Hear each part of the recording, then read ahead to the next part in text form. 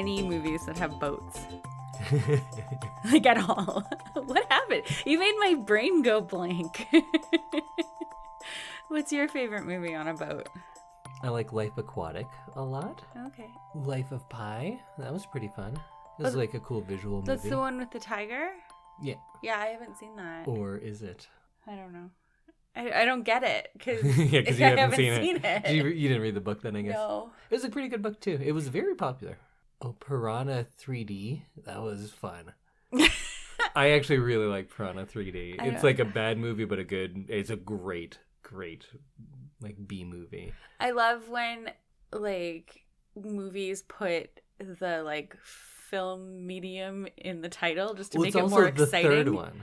Oh, it is 3. Okay. I thought it was just like, we're going to make this movie called Piranha, but like people are going to think it's dumb. James Cameron did one of the Piranhas. Maybe Piranha 2, actually. Oh. And then there's Piranha 3D, which is pretty recent. Well, it's probably like 10 years old. And then the sequel to Piranha 3D was Piranha 3 Double D. Not 4. Was it a porn movie? No, but it does have boobs in it. Oh, okay. Also, the Moby Dick. Big boobs. Well, in that one, yeah. Yeah. Moby Dick, the one with Gregory Peck. Oh, I didn't know they made that into a movie. Yeah, I liked it. I like Moby Dick, though. There's another one you can read. You can borrow that from me. Do you want to read that one? No, not really. All right, well, I guess we should get into it. Welcome, everyone, to another episode of I Love This, You Should Too. And we are part of the Alberta Podcast Network, which is locally grown and community supported. With me is my co-host Samantha. My heart will go on, and my name is Indy. From Hell's Heart, I stab at thee, Randella. Is that from Moby Dick? That is from Moby Dick, yes. Hi, Indy. Hi, Sam. It was very dramatic. Not like, remember the intro from The Lighthouse? Yeah. That was dramatic. That was dramatic. Go back and listen to our episode on The Lighthouse. But today, we're not going to be talking about that. We each are going to be talking about something that we are into lately, and we'll give a spoiler-free review of that. And then at the end of the episode, Samantha is going to let us know what her pick is for our big watch next week. Yeah, I'm excited because I'm doing something a little different this week. I feel like half the time you say you're doing something a little different, so maybe that is now the new normal. Maybe. Now we're just having a normal, boring episode. Yeah. Well, before we get started on my thing of the week, I just wanted to talk about our first sponsor. This episode of I Love This, You Should Too is brought to you by the Alberta Association of Optometrists, which is proudly celebrating a century of caring for Albertans. Ooh, that's a lot of eyeballs in 100 years. That is a lot of eyeballs. 1 in 4 school-aged kids has a vision problem, yet 80% of learning is visual for a child. That's why booking family eye exams with an optometrist helps ensure learning success. You can't detect hidden eye problems, but your optometrist can. Did you know that Alberta Health covers annual eye exams up until your child's 19th birthday? Book your family's eye exam today at optometrist.ab.ca. And I can attest to how true some of those stats are because I got glasses, I think, when I was about 14, but I think I needed them for many years before that. Because when I got them, I was like, oh my God, is this what life is like for the rest of you? Look at all these things I can see. Yeah, I got them, I think, in grade 1. Oh, wow. Yeah, so I've, like, never known life really, like, cognitively without glasses. Mm-hmm. And I could never understand my classmates who only wore them to, like, look at the board and stuff. Like, because I'm a glasses all the time person. Yes. So I'm, like, very, like, baffled by the fact that some people have eyes that are still good enough just to need them for, like, certain things. What a world that must be. Yeah. Yeah, so I love a good optometrist appointment, and I love a new pair of glasses even more. And I, unlike dentists and doctors, have no bad associations with optometrists. Mine have been nice. But I have had a bad doctor and a real bad dentist. Yeah. My dentist slapped me. What? Yeah, he slapped all of us. What? Yeah. He all your brothers and sisters? Yeah. Well, I think there were some that were too old that never went to this one. But yeah, he hit us. Do you still see him? No. Okay, I was like... No, he was an I know old man then. when we started dating, you already had a dentist, so Yeah. I was wondering if that was... My new dentist is cool. He doesn't slap you. Dr. Banks, you're a good dude. Well, now that we've talked about our favorite dentists, Samantha, what is your thing of the week? My thing of the week was recommended to me earlier this week, actually. It's called Only Murders in the Building. It's on Disney Plus. I guess it's a Hulu show as well. And it's got Steve Martin, Martin Short, and Selena Gomez in it. And so right off the bat, I was really interested because it's got such an odd cast. Yes, it is. But it's about three neighbors who don't know each other at the beginning of the show, who are all obsessed with this true crime podcast. And then a murder happens in their building, and they start to make their own podcast about the murder in the building. Oh, so it's a podcast show. Yes. Interesting. It was, it's cool because Steve Martin plays an actor from like I think a 70s or 80s sitcom about crime fighting, I guess. That's the name of the show? No, I can't remember what it's actually... Crime fighting, I guess. can't remember what it's actually called, but people recognize him all the time, and so he's like past famous. Okay. Martin Short is like a theater director, so he's very like flamboyant and bright and loud and like always has like really great ideas. Wait, a Martin Short character where he's constantly talking and always on and like way too loud? Basically. What a departure for him. I know. And then Selena Gomez. Do you know about Selena Gomez? I know who she is. Okay. I don't know if I know about her. I don't have her backstory. Okay. But I know that she was a singer. I think she comes from the Disney world and is now a big draw, both box office and concert-wise, I think. Yes, yeah, all of the above. I really like Selena Gomez. I like some of her music.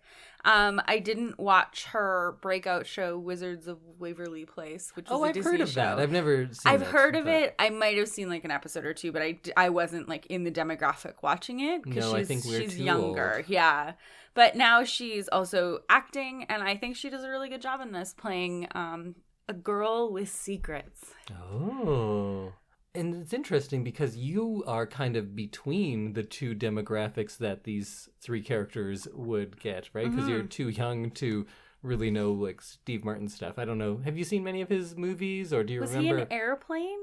No, he was not. Okay. Leslie Nielsen was in Airplane. Okay, I forgot. Have you seen Airplane? Yeah. That's interesting. I thought I'd do it eventually on the show. No, I saw it because Leslie Nielsen is also a Victoria School grad. Yeah. Yeah, so... So you knew you saw it because of Leslie Nielsen, but you thought Steve Martin was... I don't know. I don't know. You know how my brain works. So like The Jerk, things like that? I don't think I've seen much Steve Martin. It was funny. I've seen some things I think that he's been in. But yeah, so I really like the kind of odd coupleness of these three characters. There are 10 episodes, only 3 have been released so far. Oh. So you can kind of get in, and it'll be done at the end of October. So yeah, so you've got a little catch up to do, and then they're releasing episodes weekly. But I really enjoy this. It's got some really fun cameos. I don't want to ruin any of them though. Can you tell me one that might interest me? Yes. Gregory Peck is in this. Yeah. Back from the grave. Audrey Hepburn. Andre 3000. Tina Fey Okay. is in the I like first Tina Fey. episode. Sting is also in this. I do not like Sting. He's playing himself though, and he's a jerk in it. So Good, that makes sense. yeah. I have to do this every time someone talks about Sting or the Police. The Police aren't good. They're overrated. Yeah. Most of their songs are just saying the same line over and over again. How many times do they say sending out an SOS in that song? 306, I think. Oh, okay. And I know it's fun to sing along with Roxanne. It's a fun song to sing. It's not a good song. No, It's fun not. for karaoke and to sing while drunk. The Police are not good. Yeah, because Roxanne's like a fun scream it while drunk at the bar kind of song. Yeah. But it's not good for dancing, and it's not like... It's not a good song. The Police aren't good. No. They just took something that black people had been doing for a long time, did it much worse, and then they were famous because they were British and white. but I'll stop talking about the police. I have to do it every time someone I know you do. I know. I left you some time to do that. Thank you. Thanks for budgeting in my crotchetiness. Being crotchety about a band who came and went before I was born, really. I just know that this is our life forever. It's me just budgeting a time for your crotchetiness. I That's the most accurate thing you've said. Part of the reason I really like this is because clearly someone at this production company or the writer was like, what's cool right now? True crime. What's also cool? Podcasts. People like... Let's keep telling everyone that. Podcasts are cool, Podcasts folks. are cool, guys. Just please listen to it. And I feel like it's a little bit pandering because they know that like this is such a big thing now is true crime podcasts and also shows that are very like visually appealing. So this show has a lot of really good sets. This building that they live in, it's called the Arcadia, and it's I think it's like a rent-controlled apartment where people live like forever, basically, and pass it down through the generations of their family because they're these huge palatial kind of room sets that they're filming in, and they're just gorgeous. And each apartment that you get to see has a completely different feel to it, even though they're clearly all in the same building. So I really enjoyed the look of this. Selena Gomez has some incredible outfits, all of which I want. Although she wears more yellow than I think I could pull off, but Could I always budget time in the podcast for you to talk about outfits? Yeah. So it makes there we go. It's a perfect balance. It's a perfect balance. So if you are looking for a show to kind of get hooked on and watch weekly, you can check out Only Murders in the Building, starring Steve Martin, Martin Short, and Selena Gomez on Disney Plus. And I'm not sure if you explicitly said it, but is this a comedy, right? It's a comedy. Okay. They describe it as like a dark comedy. Is it dark? Well, there's a murder, so yeah. Yeah, but sometimes you can treat murder lightly, like Weekend at Bernie's.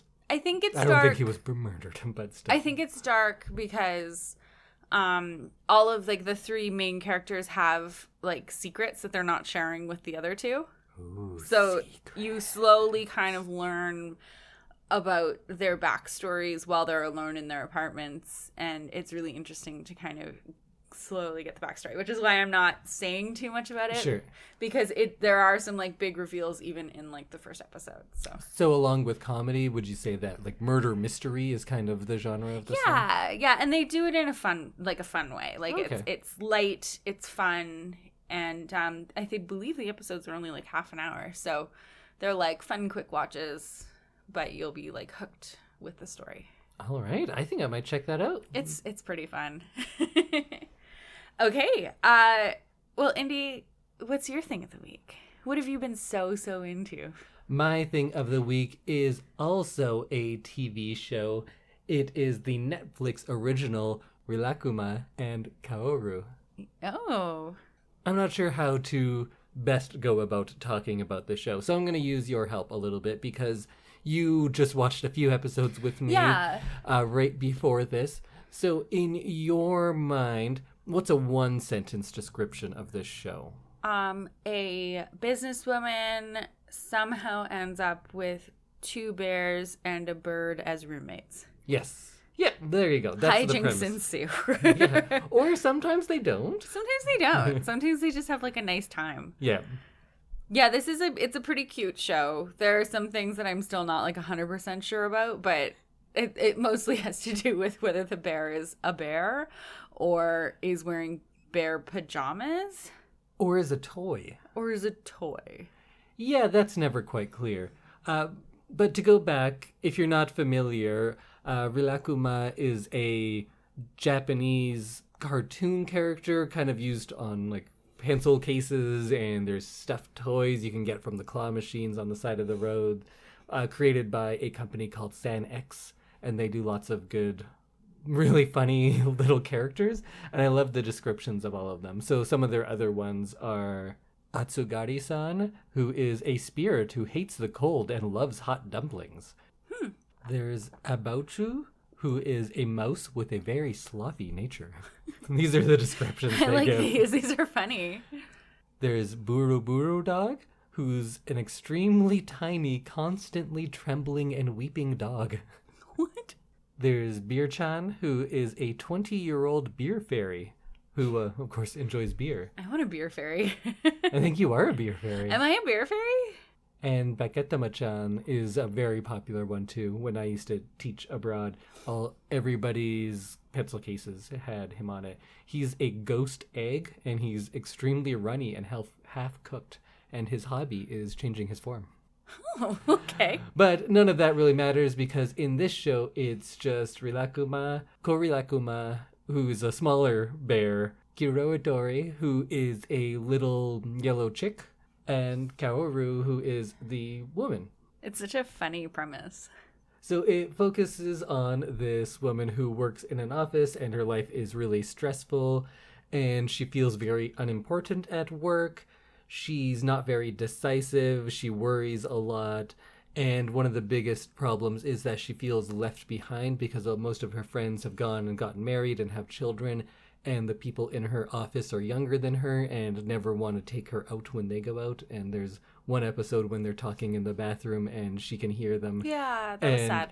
They're not like super mean, but they say like, oh, why don't you bring her out to this time? And they're like, oh, no, she's no fun.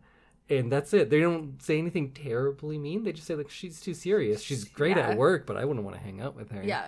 And she just is so sad because of that. That's so sad. So then she somehow comes to live with these two bears and Bird. It's not until the second last episode that we get a flashback to see how they move in. And it doesn't really answer a lot of questions, but I kind of love that and it's part of its charm. But she acts like somewhere between a mom and a roommate to them, and they're somewhere between pets and roommates. Like it's unclear because she's clearly taking care of them. Yeah, but it seems like they have childlike intelligence. Mm. They don't seem like they're just like a bear or a bird. They can, right? Yeah, they're smarter. They're like human level smart. I think. I would say so. It's very unclear because they like eat and interact kind of like children. Yeah, and they like, sit at a table and eat pancakes with a fork and knife. And like young adolescents, maybe. Yeah. Maybe not children, but like young teenagers. Yeah, and she lives like a very simple life that is maybe a little sad as well. She's constantly overwhelmed with work, but it's nothing like too extreme. Mm-hmm. She does get kind of exasperated with them because they're often like making a mess or eating all of her food, but it's never like a point of contention for very long, and it's never played for comedic effect. It's not like, oh, they're making a big mess, how silly, and then she gets mad at them and that's funny. It's just that she's a little disappointed and frustrated with them sometimes. Yeah, exactly. Kind of like roommates, but also just like children. Yeah. Which is why it's hard. It's a hard line to define. So Rilakkuma is always very lazy because I think it literally translates to leisure bear or like relaxing bear, which is very funny. I want to be a leisure bear when I grow up. Yeah. Well, I think that's what retirement is. I think so, yeah. Just going to live my life as a leisure bear. And this is also a stop motion show. So everything is created out of mostly fabric, actually, and I think it looks great because they look like toy bears and birds. They do, yeah. The way that the animation is done in this, it definitely looks like some of the stuff is actually real. Like we saw pancakes in one episode, and I think they might have been real were just real pancakes. Yeah, so it's interesting. Some of the stuff is real, and some of it isn't real, but the way that all the real and the not real things kind of interact makes it seem very lifelike. And it's a beautiful looking show, I think. And especially when they're outdoors, the way they do the lighting makes it look like actual daylight. And when they have sunny days and rainy days, you really feel the moods that go along with it. And it takes place in kind of suburban Tokyo, so it's not like high rises and everything. It's way out there. And the sets are just beautiful. I think sometimes if you weren't to have seen this bear walking around, you might think that that's real, not just a set that they've made. I'm not exactly sure how they do it, but the humans are made of like modeling clay or whatever it is that they use for claymation. And I realized that this kind of sounds like, oh, it's just one of Indy's silly little shows that he watches.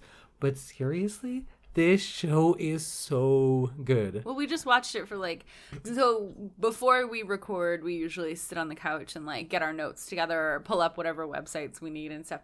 We ended up watching 2 hours of this. Yeah. It's so good. Oh, see, you even think it's good. I enjoy it. No, it was a fun little TV show to get into. It's funny because I said how great it was probably a couple of years ago, and you're like, yeah, okay. But then when you actually sit down and watch it, you realize that I think this is one of the best shows of the last couple of years. Yeah, I didn't expect today even, because I know I've seen it when we've been, I've come and sat on the couch with you while you've been watching it, and we watched a couple minutes of it and then watched whatever show we're watching together instead.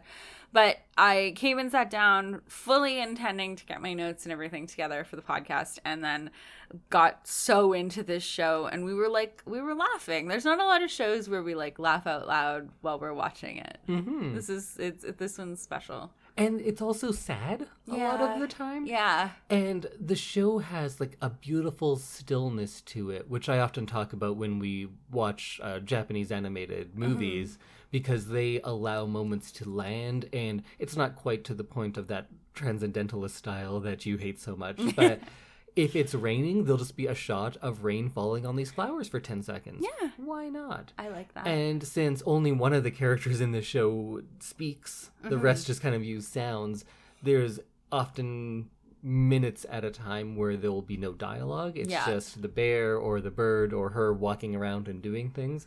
And sometimes it's really funny. Sometimes it's a little sad. I guess bittersweet is probably the best way to describe this show. It's the most miraculous blend of the bizarre and the mundane, and I just love it so much for that. So the bears and the bird never talk, yet somehow they have very distinct personalities, and although their faces are nothing more than either dots or lines depending on their mood, they also manage to be really expressive. And for a show about a couple of bears and a bird, it manages to be incredibly specifically relatable. So here's the premise of a couple of the episodes, because I think that's a good way to tell people what the show's all about. So there's one episode where she's considering getting a cat, but a coworker told her that a single woman with a cat is a bad idea, and she's just one step away from being a crazy cat lady.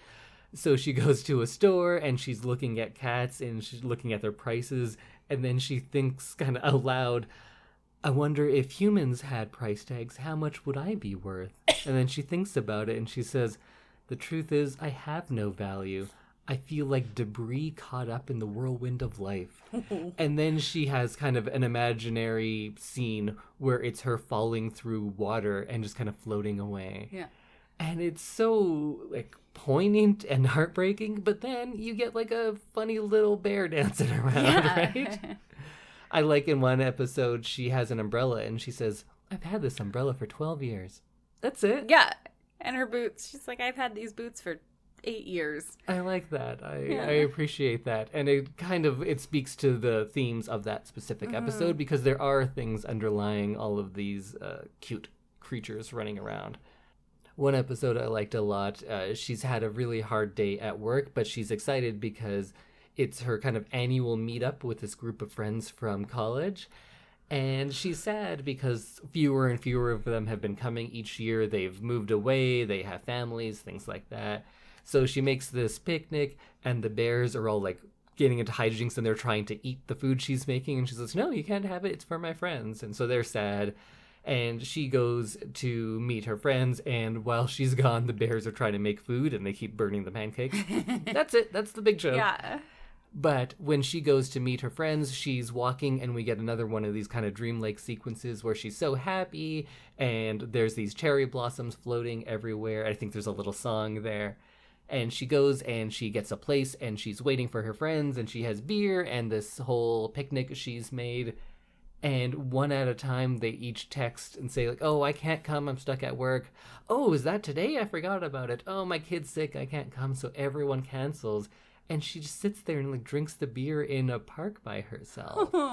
And it's so sad. And then she goes home and she says, fine, here, you guys can have it. And she gives the picnic to them. And they jump in and they start eating all of the food, but then they look at her and she's just sitting on the ground, clearly sad. And then they pack it back up and get a blanket, and then they pull her outside, and then they all go sit outside and have the picnic together. And she looks at the cherry blossoms on this picnic now, and she wonders why everyone loves them so much. And then she says, I wonder if I were pink, people might notice me too.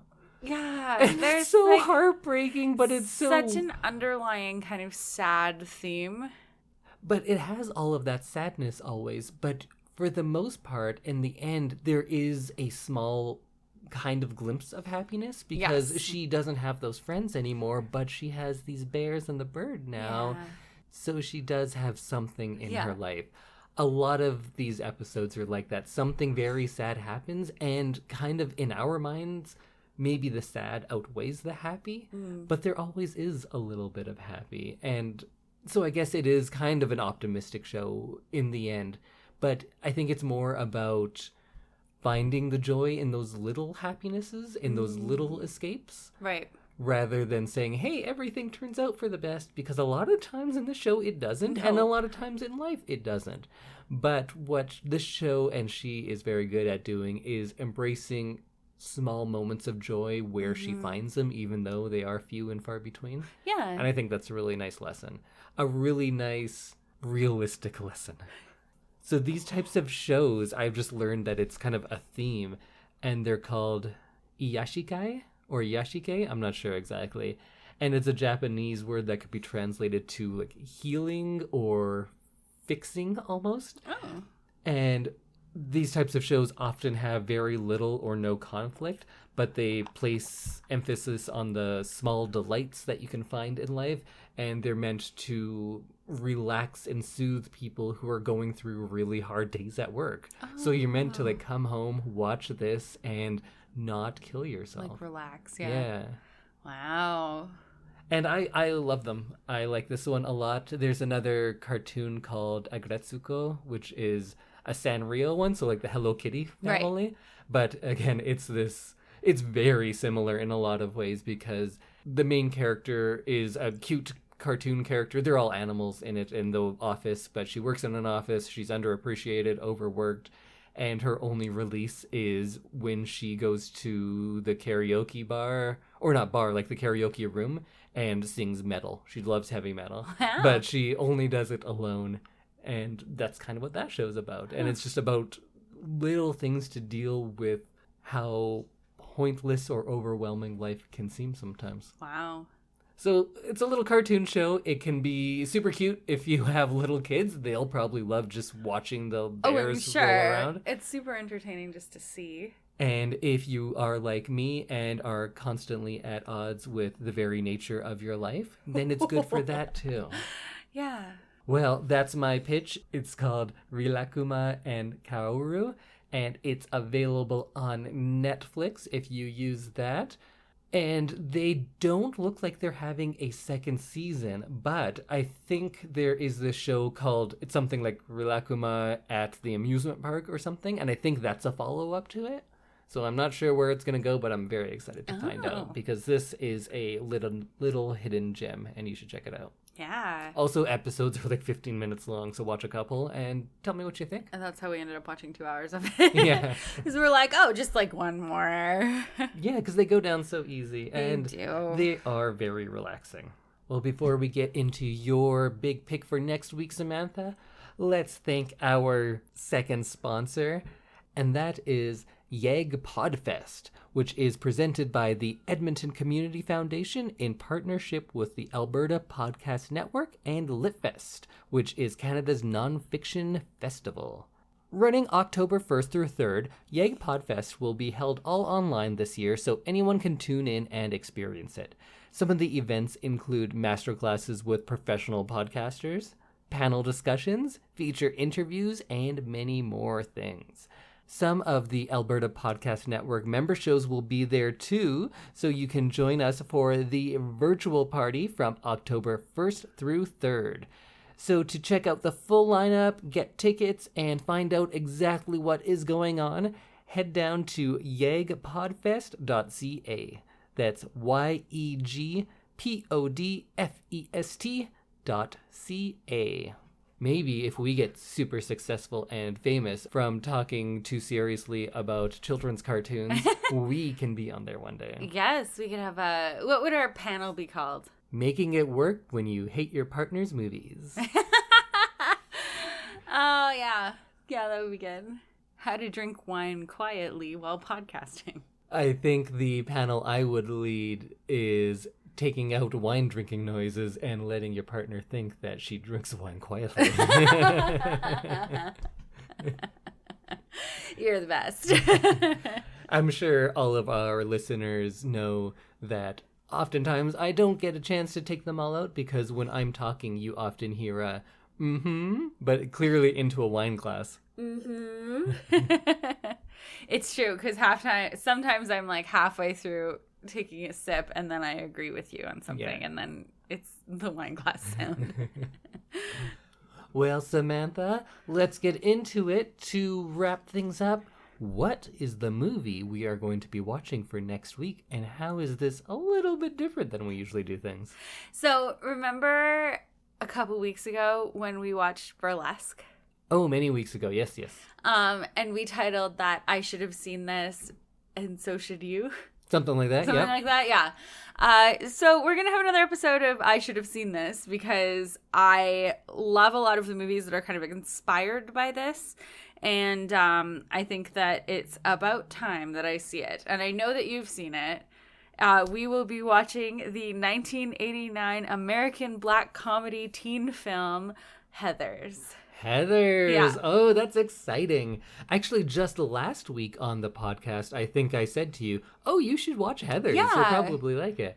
Because I think it is a good combination of our two sensibilities because it is a kind of Mean Girls-esque high school comedy, but it's pretty dark and a little bizarre and I think quite funny. Yeah, so this kind of started, so I've always kind of known that I need to watch Heathers. It's been on my list of things, but it's never been like number one, and there's always, something new to watch. So I just hadn't gotten around to it. And then we talked about Winona Ryder, who was in Beetlejuice, which was last week's movie.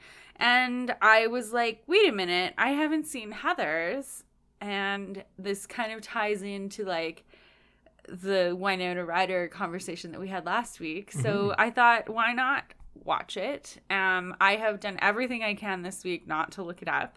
Okay. And not to read anything about it. I haven't seen a trailer. I have only seen like kind of pop culture references to it in the past. Okay, so normally we do this the other way, but you who are choosing this movie, what do you know about it? So I know that Mean Girls was like quite inspired by it. I love Mean Girls. Like that's one of my favorite movies. So I think that it's about a group of girls who are like popular, and then I know there's murder in it, but I don't really know how that like all fits in. Okay. Do you know anyone else who's in it? Is Christian Slater in it? Yes. Okay, so that's the only person other than Winona Ryder. Shannon Doherty? I know Shannon Doherty. She was in 90210? Yes. Yeah, okay. Also before my time. Oh, yeah, me too. But yeah, so I don't know anything about this. I don't really want to watch a trailer because I kind of want to like go into a blind. Okay. And yeah, I don't know. What are your experiences with Heathers? So I've only seen it once, probably when I was around 20-ish. Yeah. I thought it was quite funny, but I didn't really dwell on it. It was kind of when I was watching a lot of movies. I was consuming a lot and kind of figuring out what my style and genre and favorite directors and actors were. So I was just consuming a lot of movies. It was like my first year that I was taking film studies classes, and I think the year after I sold my first script, so I was like really into things and I just wanted to consume as much as I could. Right. And that was recommended to me from a friend of mine, and I liked it. I just now am starting to remember a lot of funny things. I think I might be remembering some things that might not age well, but I guess we'll see. It has been a long time since I've seen it as well, so I'm excited to see it again. So that's one thing that I'm interested in seeing, because this is one that, like, if you talk about Mean Girls, you talk about Heathers. If you talk about like some of those high school movies, you talk about Heathers and how it was kind of like the beginning of a genre. Yeah, I think so. I think I would have to sit and think about it more, but in my experience, a lot of the high school movies from before then, a lot of the 80s high school movies had to deal with a outsider single person who is the protagonist and then is going to win people over and become kind of popular in one way or another. I know there's a lot of variations on that, but it tended to be kind of around those things. And I don't remember ones that really kind of satirized that whole thing and looked at high school in a more satirical, over-the-top way. I feel like earlier high school movies were very overwrought with emotion a lot of the times, but in a very earnest way. They're like, this is what high school it is, and it is life or death. And I think this movie is very tongue-in-cheek and jokey and satirical in a lot of ways. Right. So I think it was a good departure and almost a commentary on a lot of the high school movies of the time. Interesting. But I'm going to have to rewatch it. I'm excited to rewatch it. Yeah, I'm excited to see this because I do feel like this is one that like is missing from a genre that I really enjoy. I've watched a lot of high school movies. I've watched a lot of like things that say they are like inspired by Heathers. So I think it's time. For audiences today who maybe are more familiar with the newer movies, do you have some that you would say that you think are inspired by this? Outside of Mean Girls, of course. Okay, I'm going to say Mean Girls. I think, I don't know, there's like I'd say like High School Musical, because it's that like high school situational kind of feeling in a movie. Okay. Where there's popular people and, you know, the shy like loser kind of and that kind of thing. There's been lots of TV shows like Gossip Girl, I'd say, is probably kind of inspired by Heathers, in that like the main character is very mean, but still somehow has like the love and adoration of her peers.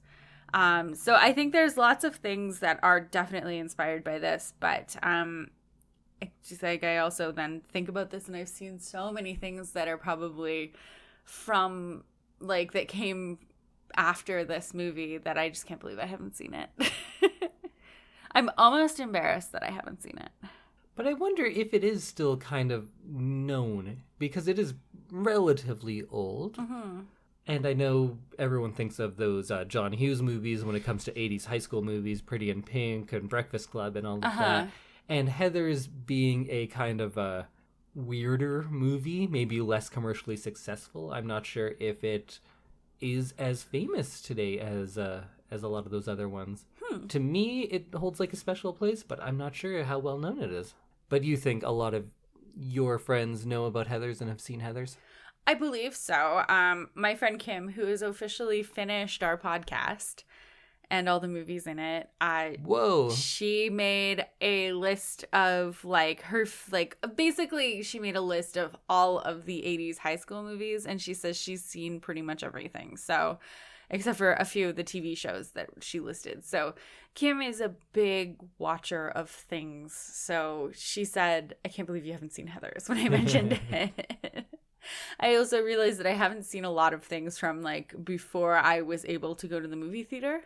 Right. So I don't know. I didn't go back and watch older things. And it is like kind of a weird movie because one of the fun things that I know about it is originally they wanted Stanley Kubrick to direct it. Yeah.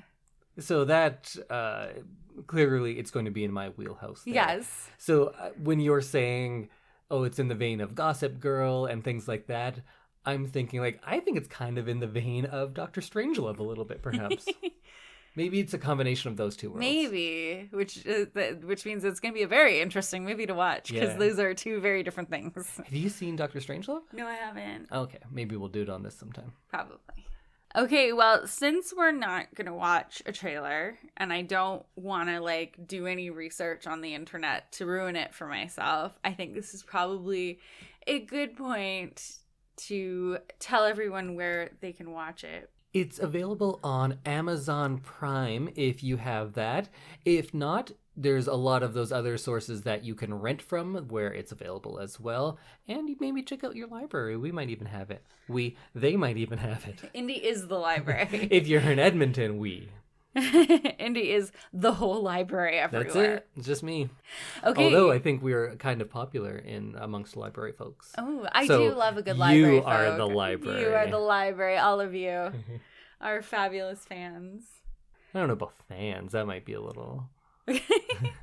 I do love the library because I have not bought a book this year, but I have listened to 57 audiobooks so far. For free because of the library. And I tried to sign one of my coworkers up for a library card like at work on Friday. So what an important service that deserves more funding. Exactly. I'm doing my part. Is someone out there listening to this that... I think anyone who could make those decisions does not care what I have to say. No. So. But I'm trying to do my part to keep the library relevant and exciting. Thank you. Me too. Okay, well, we'll see you next week when we talk about the 1989 movie Heathers. Bye, everyone. Bye.